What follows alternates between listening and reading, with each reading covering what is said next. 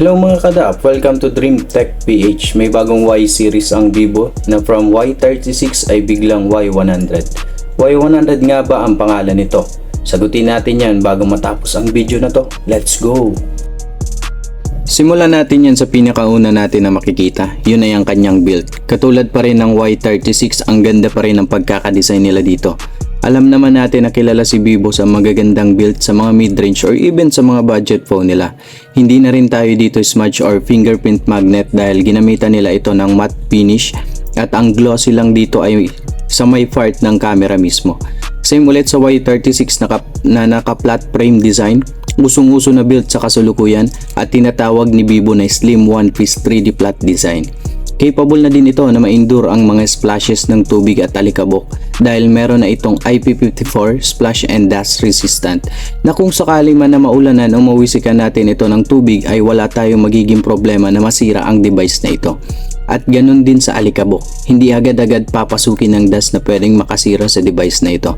Bukod dun, ay hindi na din tayo mag-aalala na madaling magasgas ang likod nito dahil sa ginamit nila rito na tinatawag na Fluorite AG technology na according sa Vivo ay gumawa sila ng test na gamit ang steel wool ay umabot sa 8,000 cycles of friction bago magasgas ang likod nito.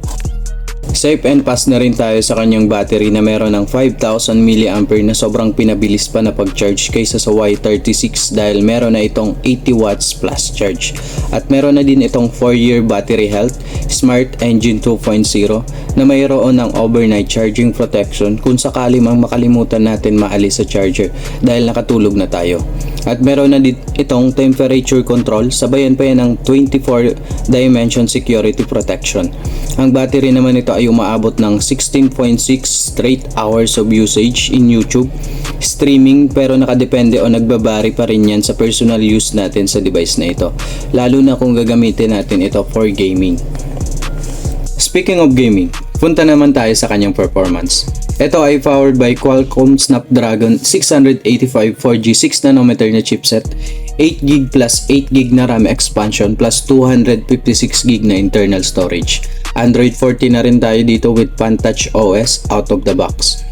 Usapang processor naman tayo na I would say na mababa para sa price point niya kumpara sa mga competitor niya na meron ng Qualcomm Snapdragon 7S Gen 2. At i-check natin ang kanyang bench score na umabot ng 369,865.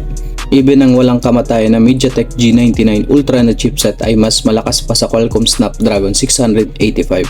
At take note na naka 4G pa rin tayo dito na dapat ay 5G na. Pero hindi naman ito minamarket ni Vivo as gaming phone, so hindi natin kailangan mag-expect sa device na ito. Pero if casual gamer lang naman kayo at lalo na sa social media browsing lang ang purpose natin sa device na ito, kung baga is pang daily use, maning-manina nito, hindi man lang mahihirapan ang device na ito sa mga tasks na katulad niyan. At para maibahagi ko sa inyo ang accurate experience ko dito sa kanyang actual performance sa gaming, ay itines ko nga siya sa isa sa mga favorite na laruin natin sa isang smartphone. Tines ko nga siya sa di naman sobrang intense na game. Ito ay ang ating favorite na Mobile Legend. At ito ang kanyang settings. Meron na din tayong super frame rates at masarap makita sa mata na naka ultra graphics na rin tayo dito kay Y100. In terms of gaming sa Mobile Legend, masasabi ko na smooth naman ang kanyang performance.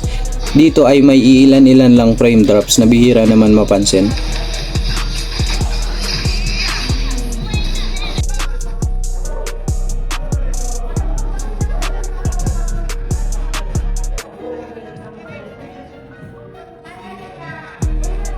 Pagdating naman sa kanyang display, meron na itong 6.67-inch Full HD Plus Ultra Vision AMOLED display with 1200 nits peak of brightness. At sabayan mo pa yan na naka 120Hz na refresh rate na tayo dito, which is malaki ang improvement nito sa previous Y36. Kumpara kasi sa Y36 na naka IPS LCD at naka 90Hz lang, dito ay sa wakas naglagay na si Vivo sa kanilang Y series ng 120Hz AMOLED display. Mas bibid na ang colors, ang black ay truly deep black, mas smooth dahil sa 120Hz na refresh rate. Much better in gaming watching our favorite videos sa YouTube, anime and movies sa Netflix. And even in direct sunlight ay hindi mahihirapan makita ng gagamit ang display nito ni Vivo Y100. Dahil sa sobrang bright na umabot ng 1200 nits peak of brightness. Since nabanggit na nga natin yung movies, kung mahilig ka manood ng movies lalo na sa Netflix, good news dahil naka level 1 wideband security na din tayo dito, which means kaya natin makapag-play ng Full HD Plus sa lahat ng streaming services. Plus meron na din tayo na dual stereo speaker na gumagamit ng high-res audio at hindi lang 100% or 200% ang max volume kundi umabot na ito ng 300%. At masasabi ko na malakas ang sound nito, hindi na kayo mabibitin pa sa sound. Bukod doon, sobrang buo at klaro din ang tunog nito. At kung usapang typing, yung haptics naman nito ay one of the sakto lang ang feeling. Hindi siya mala high tier na mid-range haptics, pero at least meron na kaysa wala. Last, pag-usapan natin ang kanyang camera. Ito ay meron ng 50 megapixel main sensor, 2 megapixel na bokeh camera, and itong pangatlo is hindi siya yung camera mismo. Ito ay isang flicker sensor.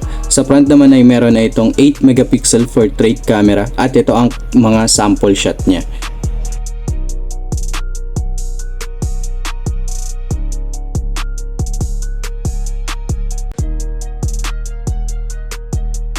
I try to compare din to sa aking daily driver na Poco X6 Pro at ito ang side-by-side comparison niya. In terms of photos, maganda naman ang camera niya. Detailed ang every shot, kulang lang sa colors, mapapansin agad natin yan kumpara sa mga photos ng Poco X6 Pro. And sa video naman ay kaya nang makapag-record in 1080p at 30 frames per second.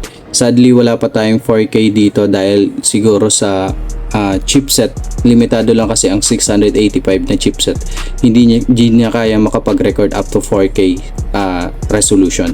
And kung gusto naman natin mag 60 frames ay bababa lang tayo sa 720p na resolution. But pansin natin agad na maganda ang video stabilization nito. Para sa presyo niya, kahit handheld ay hindi maalog, sobrang stable ng video. Hindi na kaya kakailanganin pa na gumamit ng gimbal para sa device na ito. Nakakasabay siya mismo sa video ng Poco X6 Pro ko.